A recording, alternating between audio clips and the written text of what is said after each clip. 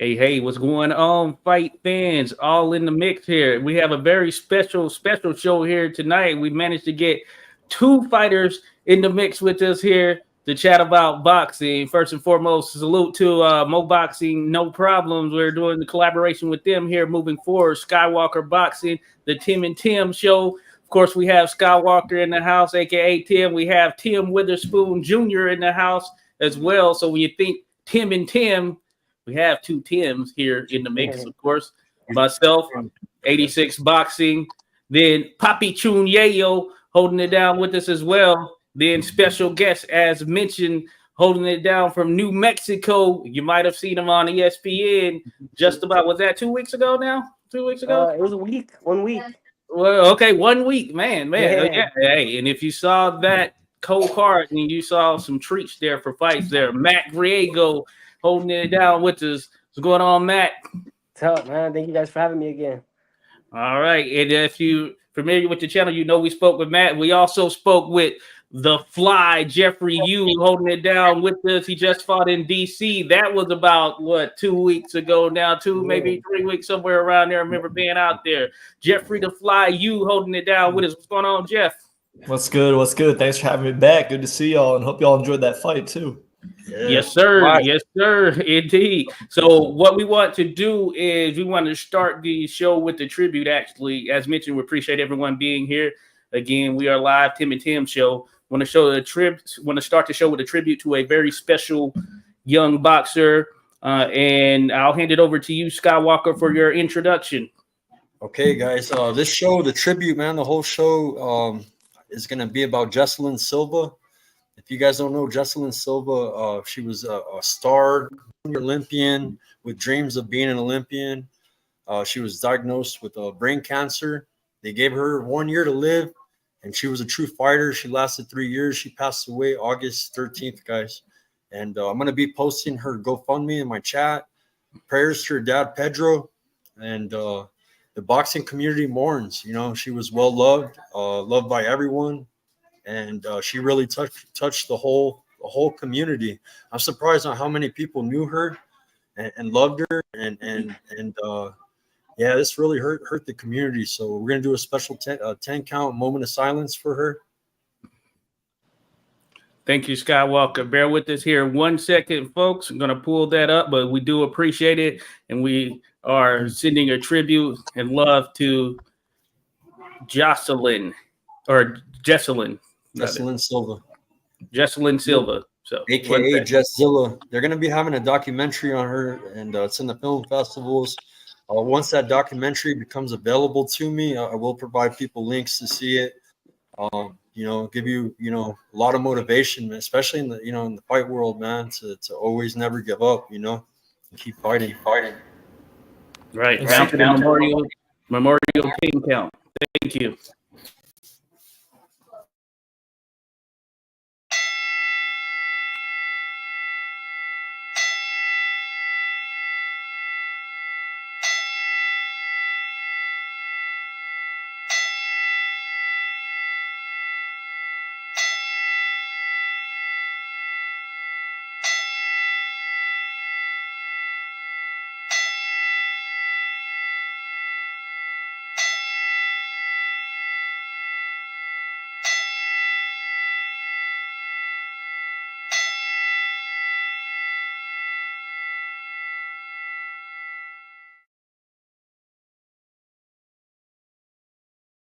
All right. Thanks once again. Much love to Jessalyn and her family out there holding it down. We look forward to Jesszilla, folks. So remember that, Jesszilla. All right. Thank you. So, hey, as mentioned, we have two special guests here tonight. Both of them recently just fought. So we definitely want to dive into some of that. And we can start with Matt, who, as you understand it, he might have come out with a little injury in the contest, but hey, he's still here with us and he's still holding it down live, well in the flesh right there. How do you feel overall coming off of that victory there, Matt? I feel good, man. I feel good. I felt like I put on a good performance, although it wasn't against who I wanted it to be against. It was good. I mean, I hurt my hand pretty early in the fight, but, Other sports, you act like you're hurt. In boxing, you act like you're not hurt. So you just got to roll with the punches, bro. Keep on going. Good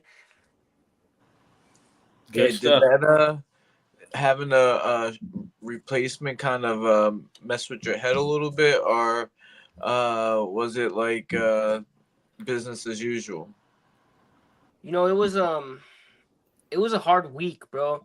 It was a hard week for me leading up to the fight because everything was good. I was ready. My weight was good. Like the whole camp was just going great, you know. And um, literally the week of the fight, you know, Abraham got hurt or he ended up in the hospital, whatever. And when I heard the news, it was just like, why does this? I feel like it happens to me a lot. Like why does this continue to happen to me? I'm like. I'm at the point to where I'm about to fight on ESPN. I'm gonna fight a good fighter that's gonna put me in a place where I want to be. And why does this happen to me? I mean, obviously to him too, something happened to him, but it's an opportunity that I felt like was slipping away from me. And so a lot was going through my head, man. You know, I didn't think I was gonna fight, but I had to act like I was still fighting and make sure I was on weight, make sure everything was good. They were looking for an opponent for me, and right away they got the Gilberto, the dude I fought. They had him right away, but I wanted somebody with a better record and somebody that was gonna come in and give me a real tough fight. So I told him like I don't want that fight. Like keep looking for me and try to find someone with a better record. And there was a couple names that I had learned and that we tried to reach out to and get a fight, but it was kind of short notice, so they couldn't get the guys I wanted. So last minute they told me Gilberto was my last choice. So it changed a lot of things. It changed my money. It changed who I was getting ready for. It just I wasn't getting sleep for the first couple nights. I mean, I was stressing out that I wasn't gonna fight. So that week was just real tough, man. I mean, Tuesday night I was up at 2 a.m. telling my team I don't know if I'm gonna fight. And that's the week of the fight. And then I had to kind of sleep on it. Next morning, 6 a.m. I wake up and I tell them, you know what, I'm just gonna do it. Let's do it. Because I didn't get what I wanted to get or what I was supposed to get. A lot of things changed. So, and I spent money, getting ready for the fight. I invested in myself, and it was just it's kind of sucked. But I had to dig deep, and I wanted to put on a show because a lot of people bought tickets, and I know they couldn't get their money back. So I was just like, if I'm not fighting, I can't do that to the fans. So I just went ahead and just said, let's do it. Then heck with it. But it was tough. It was a very stressful week. Hey, look, Matt, man, I want to say a couple things, right? First thing is, me, Skywalker, and Joshua, we're veterans, right? Yeah. And there's all kinds of sayings across all the different armed forces, right? One of them is Semper Gumby. What that means is always be flexible, right? Be flexible, be able to change. What's going on, be able to change yourself and mold yourself to the situation. Exactly. Number two, the guy you fought did something for you that you may not be aware of. What the world learned that night, especially me, we talked about this heavy, is that you have a different type of skill set, my guy.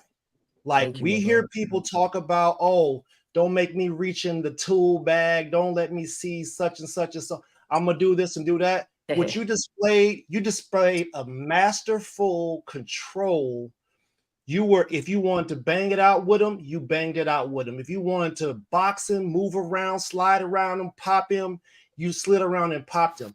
And him being able to take some of that stuff allowed us to see some of the arsenal you got, my man. Your bag is deep. So and that was a blessing in disguise that you got a long-haired dude, and every time you hit him, it looked clean as shit off to the right, to the left, to the back. It was beautiful, my guy. Like, hey, thank you. The world needs to know about you, man. You definitely your skill set. I'm a believer. Thank you, bro.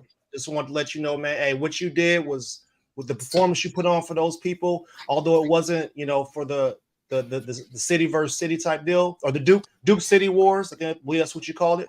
Yeah. You gave the fans what they wanted to see, man. We love it every second. Yeah. I appreciate that, bro. What originally? What was the original reason why your original opponent pulled out? Well, I think it was Friday. I think it was Saturday night.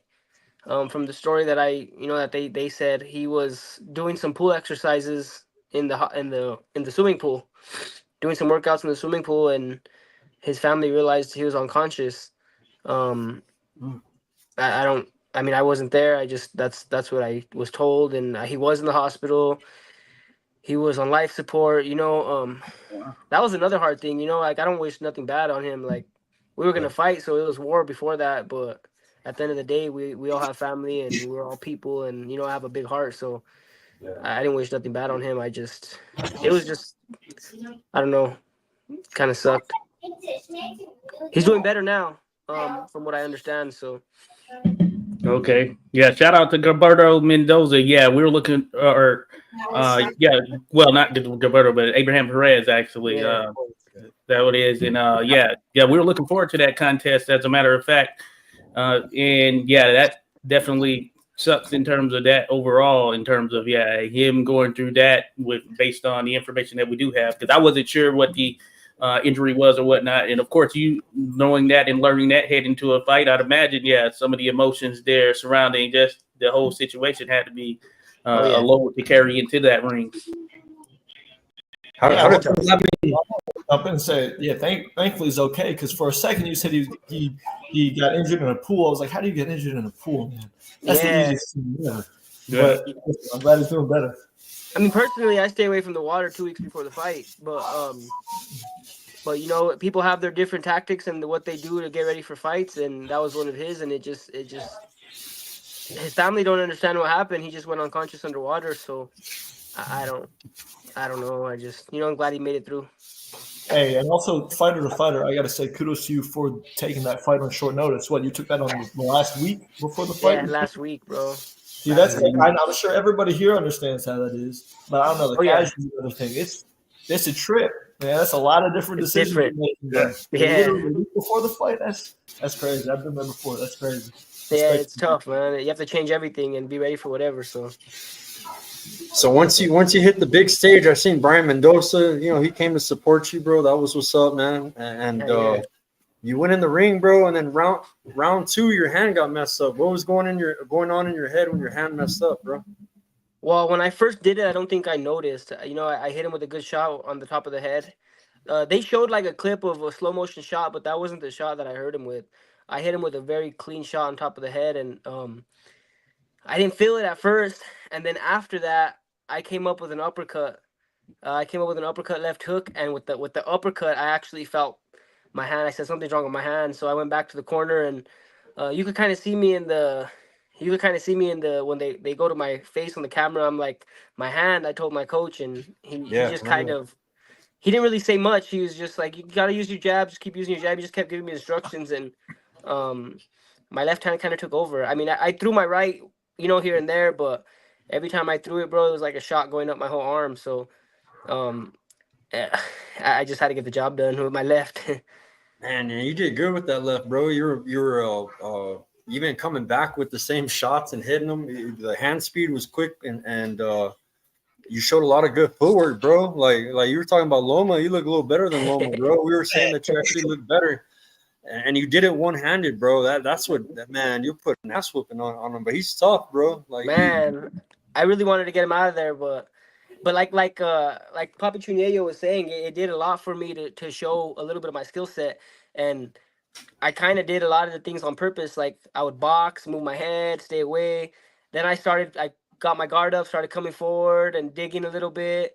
I was in my head. I was like, I just want to show them like I could do everything. Like I'm gonna come forward, I could box, I'm gonna make it miss and look bad, and then, I'm gonna take one to give one too if that's what they like to see. So the last round, I was like, it's all we're going and we're putting on a show. I don't care what happens. But I sat down with Bob Arum, and Bob Arum told me that he really loves Albuquerque because it reminds him of Johnny Tapia. And I told him, I said, wait till you see my boy Matt Griego tomorrow. So he had a smile on his face. And he was your coach, for a little while. So we do see a lot of even the footwork, bro. Like it kind of reminded me of Johnny Tapia, bro. The way he's a special fighter, man. Johnny was special. Yeah. Look, man. So in recent memory, Gary Russell and Tank Davis, in recent memory, from what I can remember, those guys both also fought with one hand from early on in the fight. Mhm. And what people don't understand is that you really know you can really learn about a boxer's skill set, because in each of the fights, to include yours, all of you guys was styling on them boys, man. Like, if they couldn't hit you, and even if they did know you had one hand, there was nothing that they could do about it. Listen, I got my wife watching this thing. You get what I'm saying? Yo, Yeah. when you started, I was like, I've never seen anybody triple it up, quadruple it up, double it up on the same side and not know which punch was coming, whether it was two to the head, one to the body, two to the head, finishing with a jab with the same hand. Bro, that work was pretty. We've talked to Jeffrey about that, about element of surprise. You know what I'm saying? And Jeffrey is of the same mindset. I'm glad we got the two of you on here. I just want to ask you, man, like, well, first of all, let's give some respect to the guy you fought, man. Shout out to him for keeping the fight, my guy. Thank you for doing it, right? But how? Like, my man, I was like, yo, because I got jokes, right? I was like, man, my man must be built out of the same stuff the Scarecrow built out of. How is he not on the ground by now? Right? I was landing clean shots, man. Hard shots too. And like, after I've watched that video like so many times already, and just every shot I landed, you could hear it. You know, something the fans didn't see was Gilbert at the end of the night was so cool, bro. During the media at the post-fight press conference, he came out, hugged you, bro. Said, you know, he's the man. He gave you your flowers, bro. While people we had the news going on. All of us, you know, reporters were there, and he gave him his flowers, bro. He came up, hugged him, bro. I was like, this dude's badass, bro. He just got his ass. He's cool, really respectful, and you know, he's a God's man, so that's cool. It's cool to see guys like that. Yeah. No, that is pretty dope right there. And hey, there's always something about it in the case with yourself, of course, Jeffrey as well. When of course you speak to a fighter before the fight, then seeing them out there, and you know, just thinking about it from a media perspective, you can't help but root for the fighter in some sense. You know, there's a little bit of that, like, hey, I do want to see this guy, you know, go ahead and do his thing because we just spoke with him. We know what he's focused on, and I thought you did a good job of going in there and showing a variety of your skill set right there, Matt. And that's a treat for the fans in itself. And to be on that stage right there, I would say that's an opportunity you took advantage of. So. You did well. You came out well from the perspective, especially of those that really tune into the sport and understand and appreciate the skill sets behind these fighters. Man, you had a great showing. Appreciate that, man. Yeah. I got one more thing to share, bro, about, and then we're gonna get to Jeffrey because I watched all of Jeffrey's fight. I was hyped up on Jeffrey kicking ass. I'm a big fan of the Fly now, bro. But one thing, man, was a special moment that me and Matt Griego shared at the fight. Is I was sitting right there in the front. He got his seat up in the front. And when Angelo Leo got that knockout, bro, he turned to me. I turned to him. Let's party, bro. We were bad, bro. I got to meet all his family. And shout out to Carlos Armico. He runs the New Mexico boxing page. He's been my friend. I got to meet him. You know, good. Matt's best friend right there, man.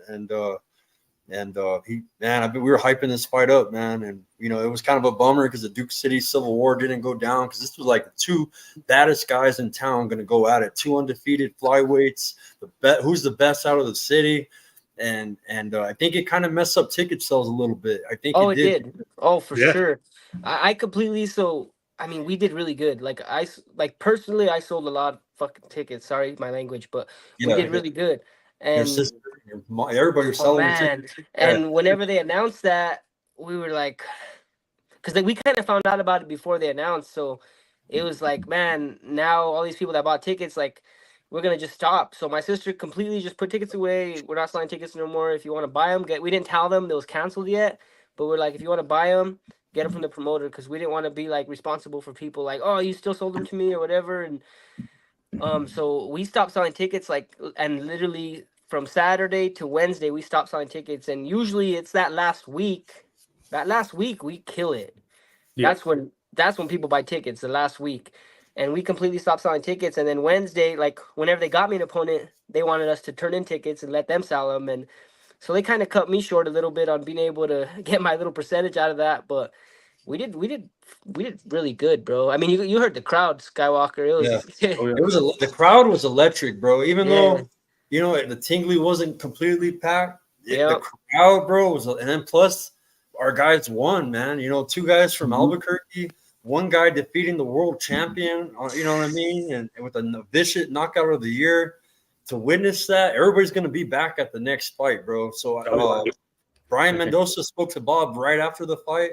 And Bob's like, "Oh yeah, we'll be back. We'll be back." He enjoyed. He actually had fun, bro. Bob Arum had fun in Albuquerque.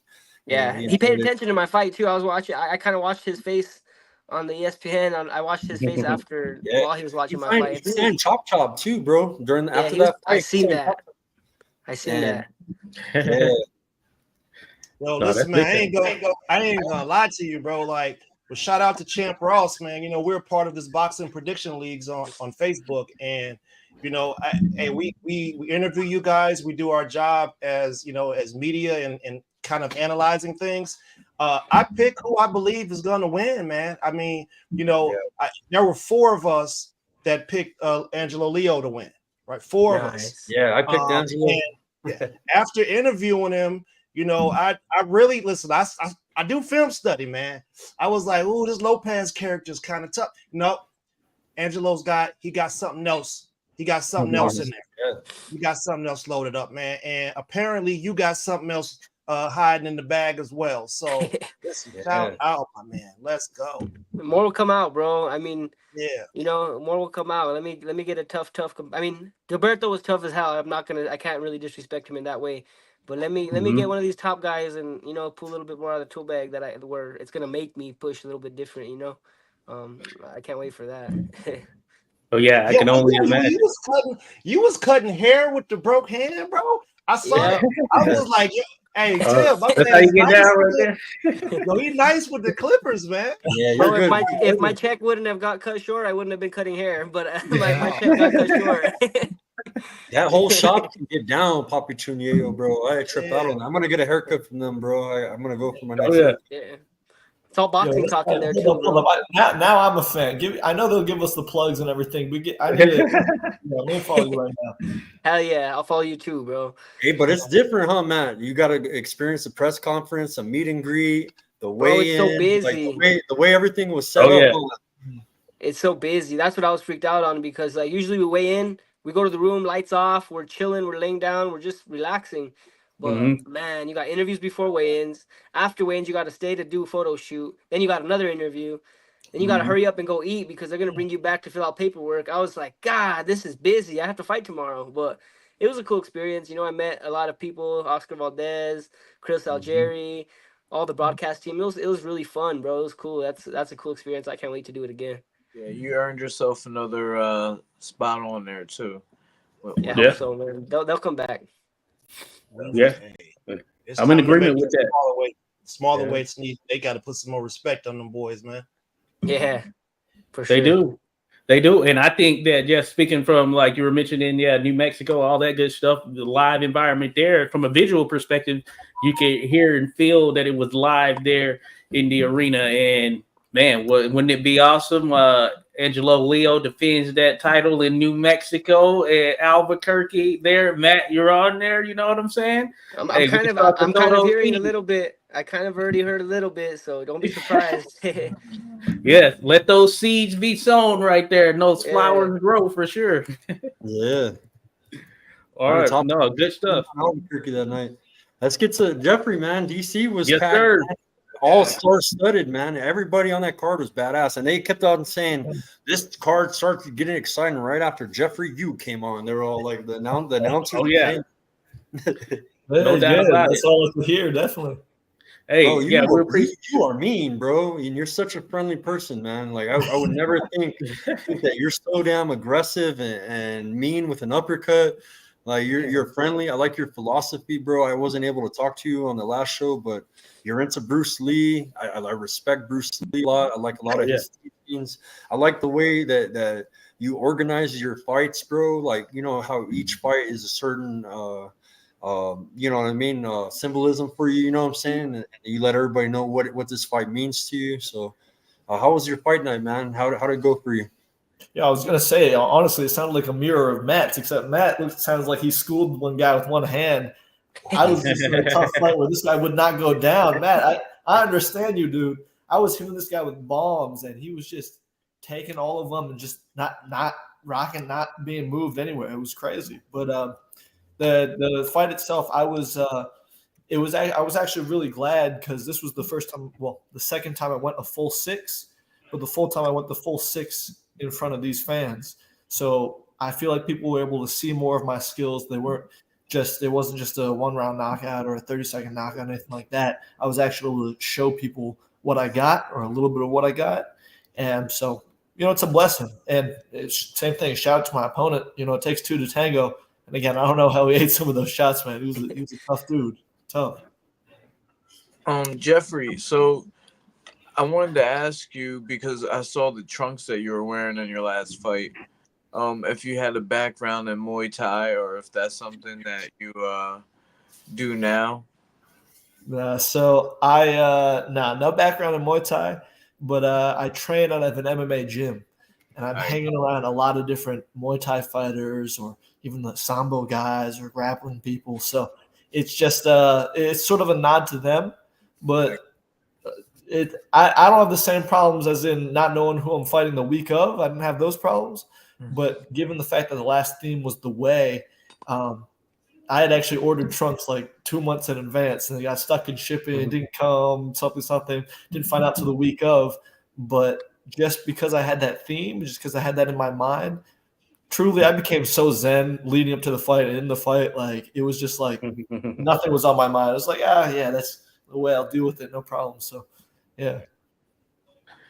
Yeah, Tim, you know how I'm always asked. I always, I kind of touch on performance anxiety and the psychology of things. One of the bigger points that I got out of the conversation with you is that, he studies like philosophy and all these different angles that kind of put him in a particular space that, you don't have to worry about all of those outside things.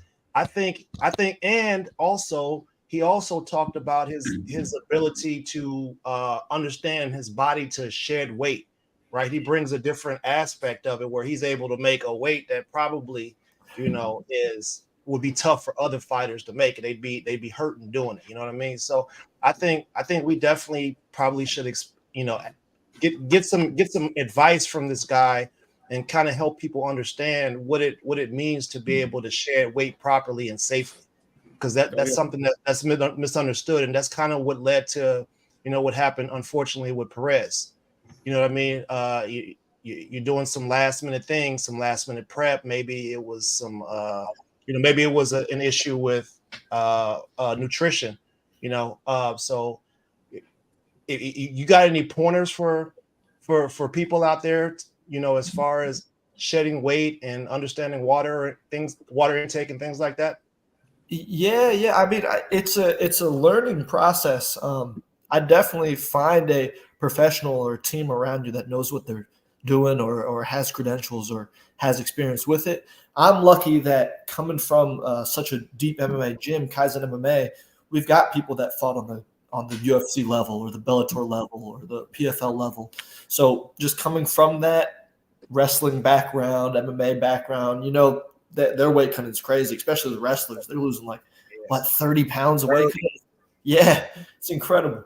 But I think coming from that and gaining some tips from that, especially about, how to rehydrate, what to aim for, what to eat, what you're looking for. Because some people just, right after the weigh-ins, they're going to eat steaks. That's not the best thing after you just lost all that water. That's right. And so I think being around MMA guys, that's really helped me with my experience. But then also just I'd say something that everybody can do. Just keep track of your data.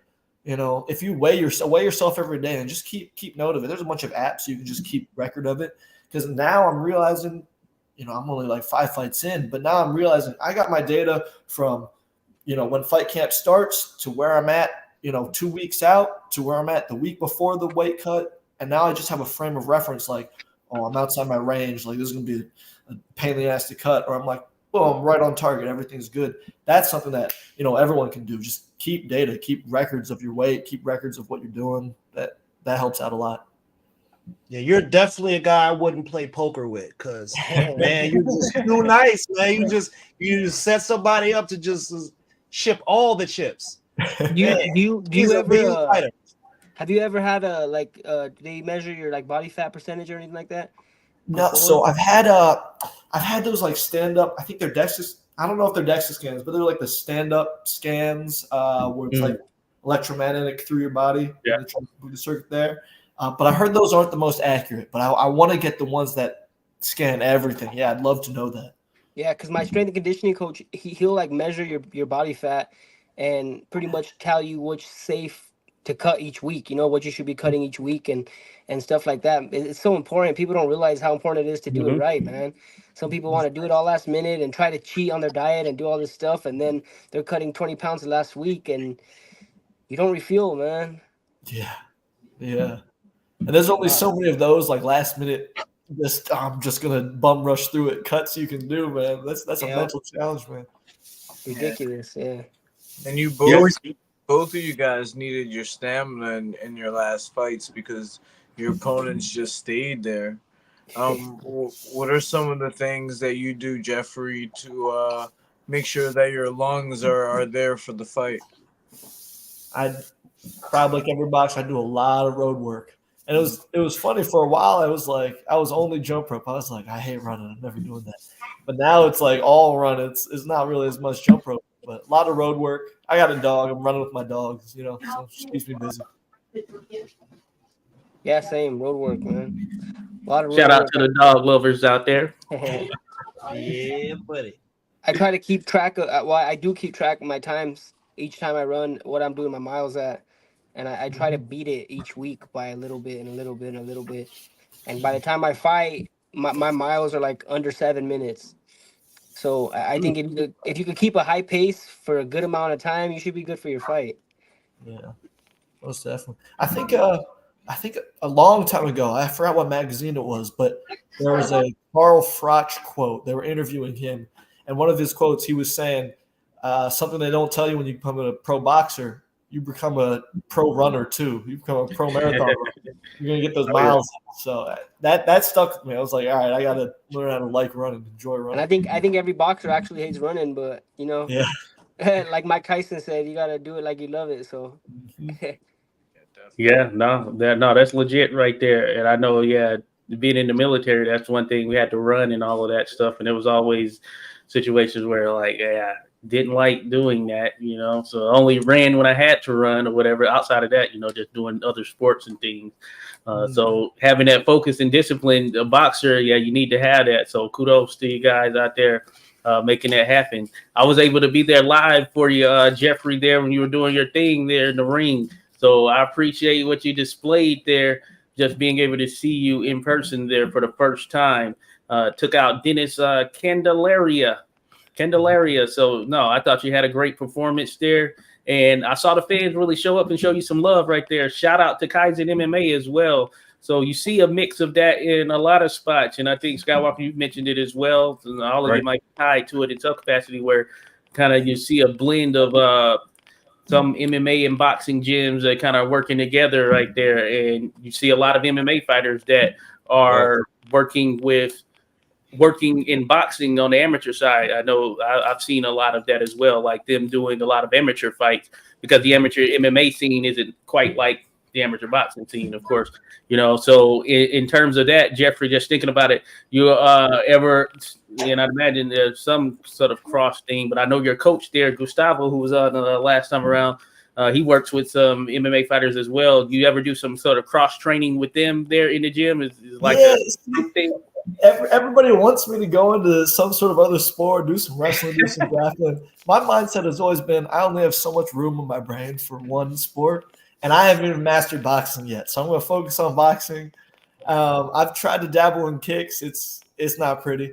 But actually after this last fight, something I did want to do is work with some of the sambo guys, some of the stand-up wrestling guys, because something I'm noticing, especially in this last fight, when these guys get hurt and they start clinching, I got to get a little better at that stand-up wrestling, figure out different ways to shuck them off or control them in that spot. And I feel like a lot of that stand-up wrestling translates over. So I'm lucky I got people around me like that. Let's see what I can snag over from them. Okay. No, good stuff. I respect listen, that. like we talked about going overseas and having to fight guys from Europe. Tim seems he's a residential expert on that. And those guys do it a little different over there. You got to be able to get dirty on the inside with them. I'm about tired of seeing our people go over there and complain to the ref while the guys get busy with it on the inside. Give it back. So definitely, man. I'm still on the mat thing because I'm trying. Where does this footwork of yours come from? Do you take dancing classes? Do you break dance? Are you? You see me break dance that night, huh, Matt? No, I've always kind of been quick on my feet. Like I have a quick bounce and a quick in and out, and but I have to give credit to one of my old coaches as well, Fidel Maldonado, senior. He has a son, Fidel Maldonado Jr. as well, that you guys got to check out. He's one of the most talented dudes I've seen, for real.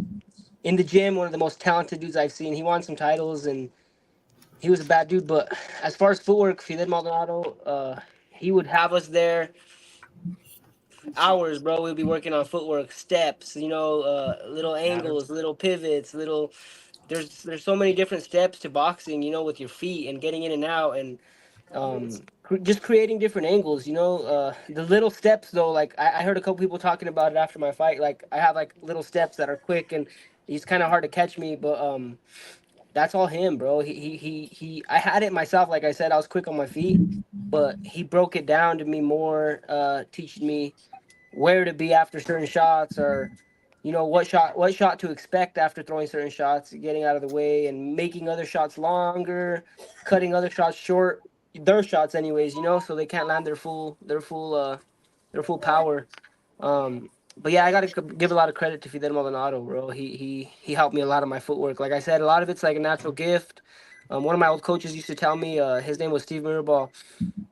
He used to tell me, it's like you have a built-in radar. Like if you see the shot coming before it comes, and that was as an amateur, and it kind of just stuck with me, bro. Just you got to keep moving, you got to keep your head moving, and it is after getting ready and getting sharp. It is like a radar there. You just see the shot coming, you get out of the way. But yeah. Oh yeah, no, that's big time right there. That made me think like, I was just thinking about it, seeing you in there doing that footwork, hitting that guy with everything. Jeffrey, same for you. You were in there, you were hitting that guy with everything, and just thinking about it from that perspective.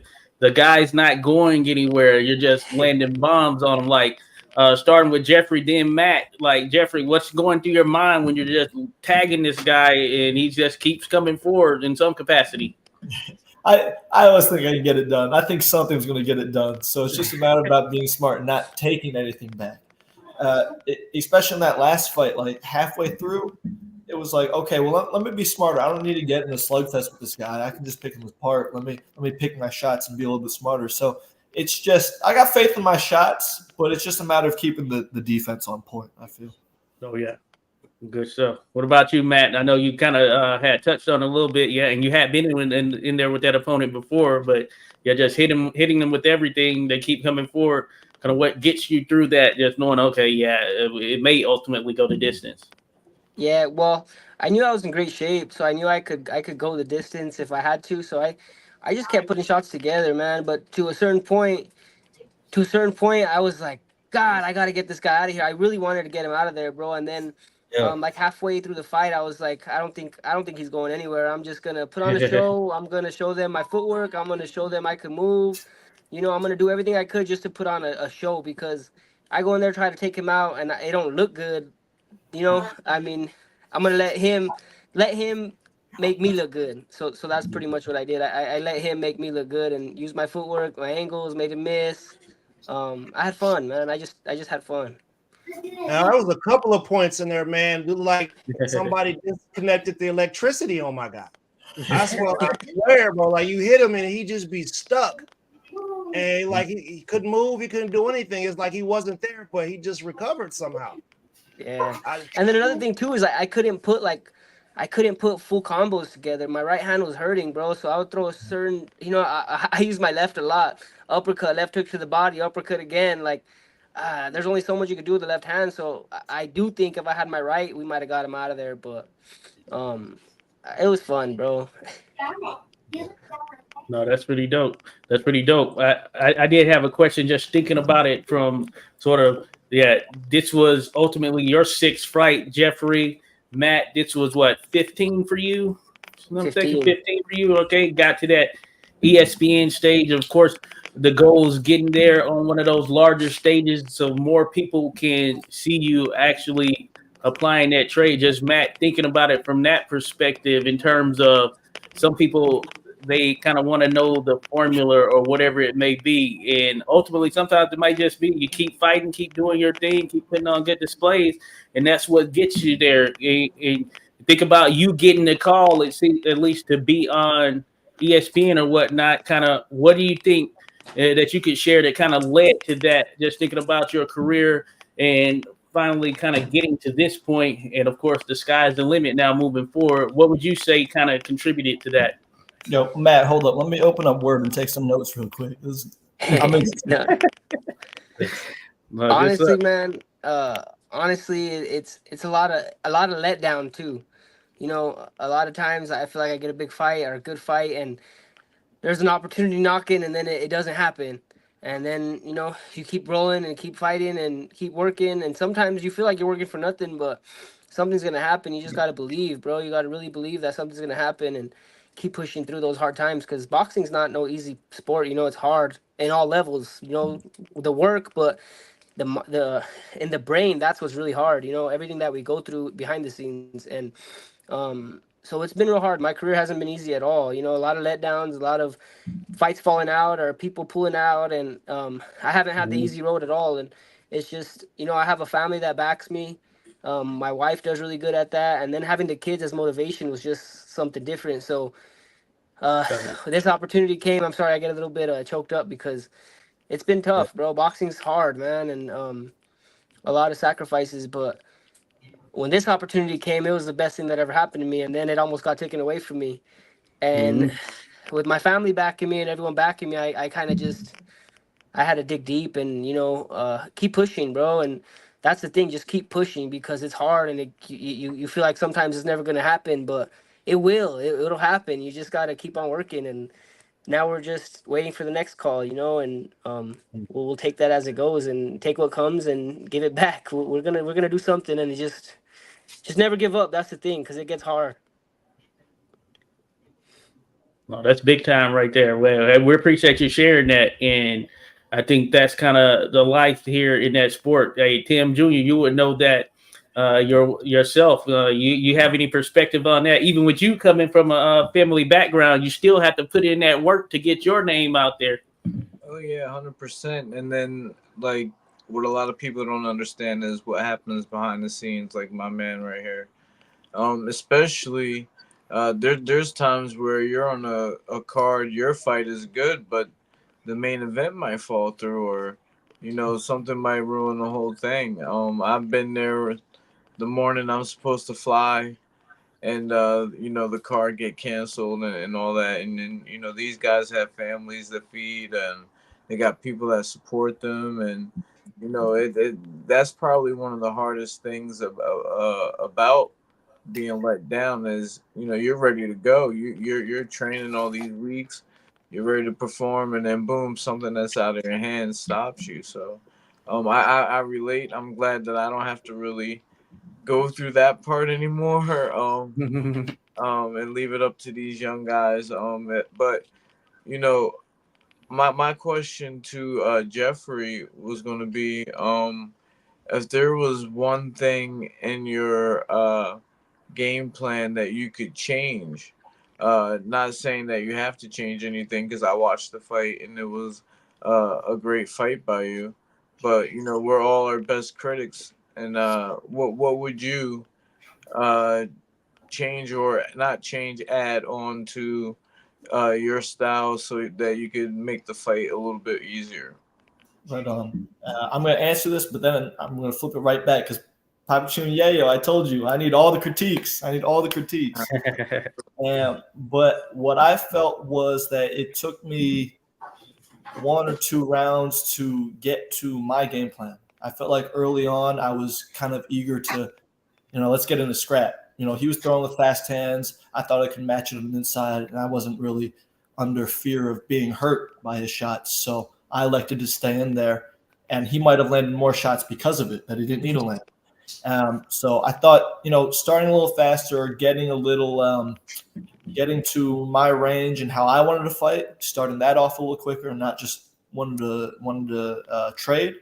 I think that's something I'd adjust, I'd fix.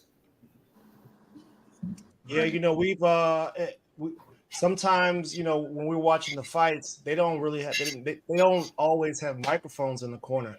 I always wonder, what type of instructions are your corner giving? Are they, presenting to you, and are you actually executing those things? Are you going out in the first 5 seconds and doing exactly what they say, or are you throwing the plan out the window? How do you feel like you responded to the instructions that the coach was given? I mean, would you like to elaborate? Yeah, no, I definitely could, because I think I adjusted exactly how my corner wanted. They were really telling me the same thing. They were telling me to stay on the outside. You don't got to trade with this guy. You're the longer guy. You can pick your shots. You can play that outside game. And over the course of the fight, I felt most comfortable maybe middle round 3, round 4 through 5 through the end of the fight. That's when I felt most comfortable about, okay, I'm using my distance. I'm on the outside, and I'm taking advantage of the fact that I'm the longer, taller fighter. I want to ask a question that maybe people don't think about. For either one of you guys, or both of you guys could answer this question. What is the recovery time for you guys after a fight before you can, get back to normal? When you get into some sort of war that just lasts for rounds and rounds, like how's your stomach, your body, your head with the concussion type thing? People don't really know what's going on. Is there a way for you guys to maybe enlighten some of the people who are not aware of, what type of things are occurring to you after a fight? Man, you got way more experience. I'm gonna let you start. Every fight's different, bro. Like there's some fights that you don't really take a lot of damage and you don't get hit a lot and you're good within the week. Like I'll go back Monday. And then there's some fights that they last long and you get hit, or there's little injuries that happen that no one even knows about too. Like whether it's an elbow or a shoulder or something. So it just really depends on what's going on with your body. But I like to take 2 weeks off usually for every fight, just to kind of reset. And my strength and conditioning coach, he really believes in not really let your body get out of shape, but a little bit just to get back in shape, kind of. That's how I feel. I like 2 weeks, but if the fight ends early, I'm back the next week. Like, let's go. But it just really depends on the fight, bro. Like, I feel like I haven't been in a big war where I'm cut up and busted up. So we'll find that out when we get there, hopefully real soon. But or hopefully never, actually. Hopefully we never have to. Hopefully we don't get hit that much. But we'll see, man. That was a great question right there. That made me think. Yeah, just kind of how important. And this is a question for I would say all three: Tim, Matt, Jeffrey. Jeffrey didn't give his thoughts on that though. Yeah. Well, yeah, I was gonna say. No, I agree. It's it changes per fight, how much damage you take, how much if you're able to avoid things, But something I just realized after this fight is, man, adrenaline is a hell of a drug. You don't feel anything until a couple hours after. It's like, I guess I did get hit. Where'd this come from? Yeah. Oh yeah. Listen, man, absolutely. So I can speak to the adrenaline portion. I've been in roads. I've been 50 feet away from a roadside bomb that was 500 pounds, right? Yeah. And you go 6, 7, 8 hours and you're just so pumped up, and then it hits you like a truck.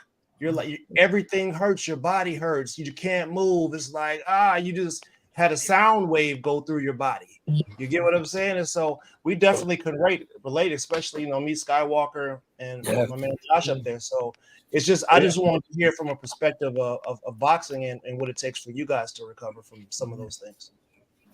Yeah. And that kind of ties to what I was about to ask here in terms of it's still on this same subject, just thinking about it from that standpoint, the background stuff. I do a lot of stuff tied to boxing history from way back in the day, what these guys would fight 100, 200, 300 plus fights and all that stuff. But what people don't see, of course, is that back end. They only see the spotlights, the bright lights, all that stuff that takes place. How important is that sort of family team dynamic? Because there will be a number of boxers starting out. Some will have probably the right people in their corner, but there will be those that don't, and those are things that they have to go to mentally and physically. So how important is that, from your perspective, just from an overall standpoint there, Matt? We'll start with you. I feel like the biggest thing is having people in your corner that you could trust. Yes, people that could teach you and are willing to grow with you, because as a team, you better keep on growing and keep on learning. And that's coaches as well. The coach's loyalty to you is to keep on learning as well and getting better. So you keep learning on your own. But I think the biggest thing is like I said, somebody you could trust, because at the end of the day, we're fighters, bro. And the most fighters, there's no quit in us.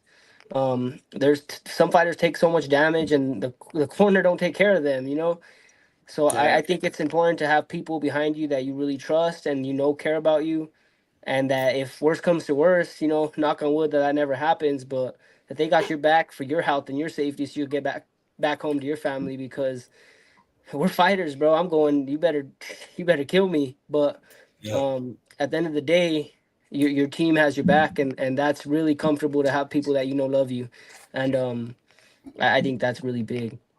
Yeah. About you, Jeffrey? 100%. I can echo all of that. Again, like you said, fighter's job is to fight. No quit, to fight. That's why you got your corner with you. That's why you got managers. That's why you got everything to hold you back from any dumb decisions or going too far. But for the fighter, it's the fight. So you need that team around you, definitely. It's also important on the business side of things as well. Oh, yeah. Because if you don't have someone that you trust, it could be a hard road, man. People basically fighting for free because they don't have the right people around them. So yeah, to add my 2 cents, you need that around you. You need people that can keep you from harming yourself on the business side and inside the ring. Yeah. And what you guys are doing really good, and you guys and keep it up, is the marketing, man, to the fans. You guys are doing good with your fans. Everybody was here in Albuquerque. 80% of that crowd was Diamond Boy fans. At your fight, I could see all your fans there too, supporting you, yelling for you. Everybody showed you mad love, and that's real important, man. Is networking, connecting, meeting people. Just showing love to your fans, man. Keep it up, man. The community is just going to get bigger and bigger, man. Your fan base is just going to grow. Oh, yeah. Yeah, no doubt about it. Yeah, I know. Hey, that's the big time thing. And I know we've had you here for about an hour, so we can start to wrap it up, because you guys are fighters. We get the hint, certainly. Tim always lets us know when it's about that time for a fighter to go ahead and head up out of here. You know what I'm saying? So, yeah, real quick, we did have a comment about you guys moving up. I know you two are kind of early on still in your career, so right now you're focused on the divisions you're in. Good question there, Adam, and all that stuff. But man, we truly appreciate you guys being here, and we always enjoy being able to have sort of that insightful and in-depth type commentary from both of you guys, and just thinking about that and kind of what's next in terms of. I know you're kind of nursing a little something right there, Matt. But hey, what's the plan here? What's the plan here for the next weeks, months? I'm going to spend this time with my cast. I'm going to spend time with my family, and just, it was a long camp. Like I said, I had 3 fights fall out before this fight. So Lose Okay. long cap, spend time with my kids. My daughter, we just put her in ballet, so I'm able to go enjoy and watch her practice, which is cool. Give me a little bit of downtime, and then once I get this cast off, I'm back in the gym and I'm gonna start getting ready. And I actually the day after my fight, I got an offer to go fight in Japan. Oh wow. Yeah, but it's in October. I won't have the cast off till so. But opportunities are gonna start coming, man, after that fight and after being on TV. So I'm just gonna be ready for whatever comes. I'm kind of hearing Top Rank's coming back, so I'll be ready for that, of Oh course. yeah. But we'll see what happens in between then. I'm ready for whatever. I want to fight some of the top guys. So Arizona too. They got me going to Glendale September 20th, man. You could go next door and fight a Top Rank, or even Nevada, Vegas. Get you to go to Vegas, man. heck yeah, No, yeah, that's whatever, awesome right man. there. There we go. That's awesome. Offer from Japan. I think we were kind of talking about that, like, hey, We were, overseas bro. and all that on the last ever. It's We'll different. speak it. Ernest We'll speak it warned into you, though. existence, bro. Yeah. It'll happen. Right. It's No doubt about it. It certainly is. Hey, Jeffrey, what about yourself there, Jeffrey? Hey, what's here for the next several weeks, months? What's the plan? Yeah, well, the dream is to fight in Japan, so hopefully I get one of those calls, man. That's what I want. But no, I'm looking to get at least one more in, probably around Q4, like October, November timeframe. Hopefully against Gary Hampton, the guy I got the 1L2. If I can get him back, if I get him in Nova, that'd be great. But we're looking to just get the ranking up. My goal was to break 75 in the U.S. by the end of this year. I think I'm at like 97 right now, so we're on our way. So whatever gets me to that level, October, November timeframe, definitely. Yeah. Awesome. Well, hey, we're looking forward to that. As mentioned, of course, we appreciate you guys, everyone who was in here tonight, holding it down with us. We have Matthew, Diamond Boy Griego, and Jeffrey the Fly U. And Matthew fights at flyweight for the record, and despite the Fly nickname, Jeffrey fights at featherweight. So that's just for the record right there for y'all. But no, we appreciate all of y'all being here. We appreciate everyone who dropped by, dropped comments, showed us some love right there. And of course, we're gonna come back. So stay tuned for sure. We'll catch you on the flip side there, folks. Thank you guys. Hey, good luck, Jeffrey, with everything. Keep working, bro. Likewise, man. I'm about to follow you, man. You got a fan now. Yeah, You got a same. new I'll follow you fan. back. Yeah. God bless you guys. That footwork, man. Woo. Yeah, I can take some Hell notes, man. I'm gonna have to learn. Go